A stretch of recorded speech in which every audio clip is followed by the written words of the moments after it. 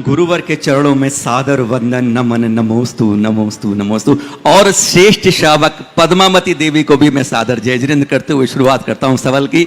नवरात्र महाराज जी, आज नौवा रात्र है वैष्णव धर्म के अनुसार, पर इसने हमारे जैन धर्म के अंदर कितनी ज्यादा जड़ें खोद ली हैं कि दक्षिण के अंदर तो आज हमने तीर्थंकरों को गौण कर दिया है और हम वहां केवल देवियों को पूजने लगे हैं। बात यहीं खत्म नहीं होती, अब उसने उत्तर भारत में भी ये कर लिया है। प्रथमा नियोग में आता है कुछ श्रेष्ठ, मानता हूं मैं कुछ देवियों को मानते, पर क्या वास्तव में हम तीर्थन को गौण करके इन देवियों को पूजने लगेंगे तो क्या हमारे जैन धर्म का अस्तित्व आगे रह पाएगा, या ये गलत है या सही है महाराज जी?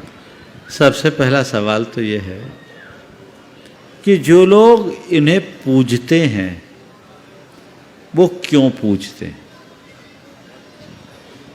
पूजना चाहिए, नहीं पूजना चाहिए, आगम में है, नहीं है, ये बात की बात। पर तुम पूज रहे हो तो क्यों पूज रहे हो?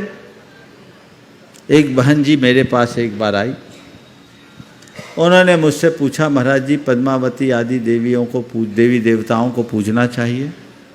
मैंने कहा आप पूछती हो? बोले हाँ पूछते हैं। हमने पूछती हो तो क्यों पूछ रही हो मुझसे? नहीं महाराज हम जानना चाहते हैं पूजना चाहिए कि नहीं।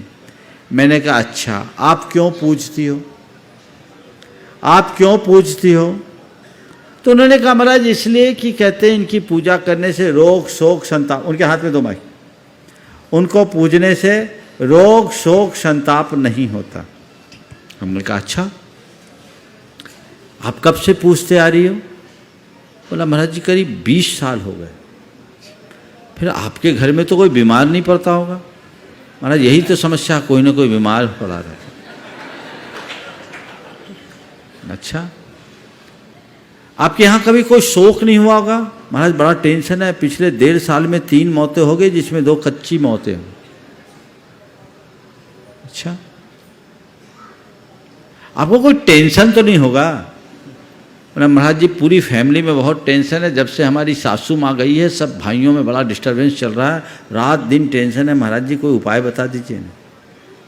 मैंने कहा बहन जी अभी अभी आपने कहा कि इनको पूजने से रोग शोक संताप नहीं होता, और 20 वर्षों से पूजने के बाद आपने ही कहा हमारे घर में कोई ना कोई रोगग्रस्त रहता है। अभी 1.5 साल में 3 मौतें हो गई, सो शोक भी है और संताप तो बनाई है, तो पूजा से क्या पाया? एकदम चकरा गई। मैंने कहा इस तरह के विश्वासों से ऊपर उठकर हमें तत्व का श्रद्धान करना चाहिए, आत्मा के स्वरूप को पहचानना चाहिए, वस्तु के स्वरूप को जानना चाहिए, कर्म सिद्धांत पर भरोसा रखना चाहिए, कर्म कांडों पर नहीं। ये बात सदैव ध्यान रखिए। हमारे जीवन में आने वाले रोग शोक संताप एक अशुभ संयोग है, और ये अशुभ कर्म के निमित्त से होते हैं।